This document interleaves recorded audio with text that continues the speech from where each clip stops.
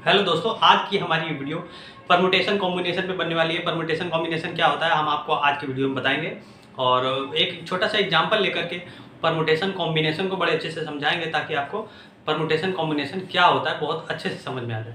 तो चलिए स्टार्ट करते हैं। मेरा नाम वेद प्रकाश तिवारी और आपका स्वागत है आपके अपने यूट्यूब चैनल दबंग मैथ।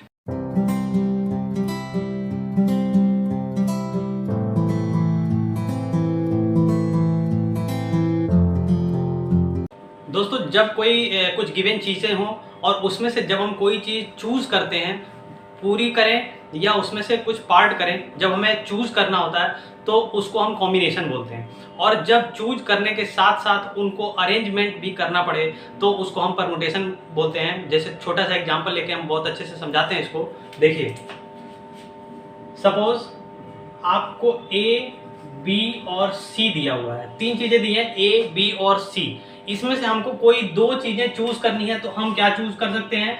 या तो ए बी ले सकते हैं, कोई दो चीजें लेनी है, इन तीनों में से कोई दो चीजें लेनी है तो ए बी ले सकते हैं, बी सी ले सकते हैं या ए सी ले सकते हैं। ये तीन चीजें हम तीन तरीके से हम चूज कर सकते हैं। तो यहाँ पर हमारे जो केसेज हुए कितने आए? तीन केसेज हुए। तो ये जो चूज किया हमने ए बी में से दो दो करके पेयर, हमें क्योंकि तीन में से कोई दो लेना था तो वो जो चूज किया इसको हम बोलते हैं कॉम्बिनेशन। अच्छा, अब इनको चूज करने के साथ साथ कॉम्बिनेशन में ए बी या उसको हम बी ए लिख लें, कॉम्बिनेशन में वो सेम होगा क्योंकि कॉम्बिनेशन में ए बी या बी ए एक ही चीज होती है, लेकिन परमुटेशन में वो चेंज हो जाएगा ए बी, क्योंकि वो अरेंजमेंट आपका बदल जाएगा। तो ए बी को अगर हम बी ए लिख दें तो अब यहाँ पर हमने ए बी अरेंजमेंट भी, यानी चूज करने के साथ साथ हमने उसको अब अरेंजमेंट भी किया, यानी ए बी और बी ए बी और बी ए। अब यहाँ पर हमने ए बी चूज करने के साथ साथ अरेंजमेंट भी उसको किया, तो ए बी और बी ए को अरेंजमेंट करेंगे तो दो ही तरीके होंगे। फिर बी सी को चूज करके हमने बी सी और सी बी ये दो अरेंजमेंट किए।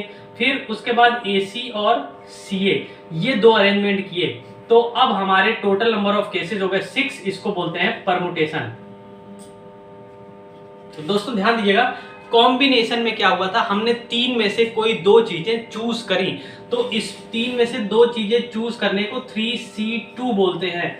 ये हो गया, तीन में से कोई दो चीजें चूज करी तो ये कॉम्बिनेशन, केवल हमने चूज किया कोई दो चीजें। अब यहाँ पर हमने उन तीनों में से दो को चूज करने के साथ साथ उनके अरेंजमेंट किए तो 6 केसेज हो गए, तो उसको हम कहते हैं 3, यानी परमुटेशन P और 2, 3P2 और 3C2।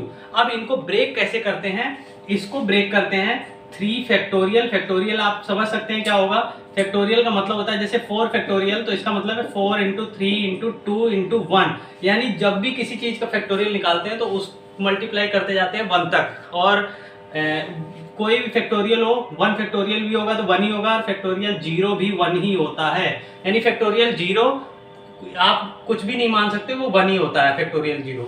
तो इस तरह से फैक्टोरियल का मतलब या तो मिनिमम 1 और या उसके ऊपर 4 इंटू 3 इंटू जितना भी मल्टीप्लाई करके 1 तक हम जाएंगे।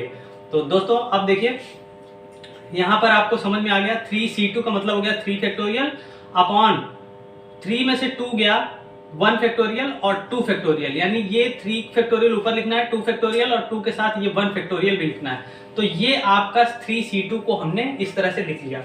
अब 3P2 को हम कैसे लिखेंगे? 3 फैक्टोरियल अपॉन 3 में से ये 2 माइनस करके लिखेंगे तो यहाँ पे हो जाएगा 1 फैक्टोरियल। तो यहाँ पर आप इसको सॉल्व करिए तो ये हो जाएगा 3 इंटू 2 इंटू 1 अपॉन ये होगा 2 इंटू 1, और ये 1 का तो 1 ही होगा, तो 2 से 2 कटेगा, यहाँ पर कितना आ गया 3। और आप देख रहे होंगे कि ये 3 केसेस हैं, यानी चूज करने में कितने केसेज आए? 3 केसेज आए। इसी तरह से 3P2 में ये होगा, तो यहाँ पर ये ध्यान दीजिएगा C2 में ये 3 लिखने हैं, एक तो 3 फैक्टोरियल, ये 2 फैक्टोरियल और 3 में से 2 माइनस करके। यहाँ पर P2 में केवल 3 फैक्टोरियल और केवल माइनस करके लिखना है, तो यहाँ पर हो जाएगा 3 इंटू 2 इंटू 1 अपॉन ये 1 हो जाएगा। तो यहाँ पर आ गया आपका 6, जो कि हमने पहले से निकाला था। और हमने बहुत अच्छे से इसको समझा भी दिया कि आपका परमुटेशन कॉम्बिनेशन क्या होता है। निश्चित रूप से आपको बहुत अच्छे से समझ में आ गया होगा। दोस्तों परमुटेशन कॉम्बिनेशन समझ में आ गया आपको। अब हम नेक्स्ट की क्लास में आपको परमुटेशन कॉम्बिनेशन से रिलेटेड क्वेश्चंस बताएंगे, तो अगली वीडियो जरूर देखिएगा। दोस्तों आज की वीडियो हमारी कैसी लगी कमेंट करके जरूर बताइएगा। हमारे चैनल को सब्सक्राइब कीजिए, और दोस्तों अभी वीडियो अच्छी लगी हो, हमारी जो ट्रिक्स बताने की अच्छी लगी हो, तो प्लीज़ इसे लाइक करिएगा ताकि हमारा हौसला बढ़े और हम आगे की वीडियो बनाएं आपके लिए। तो दोस्तों आगे की वीडियो में अब नेक्स्ट क्वेश्चन, इसके आगे क्वेश्चंस के साथ हम फिर से अपनी वीडियो नई लाने वाले हैं। तब तक के लिए जय हिंद।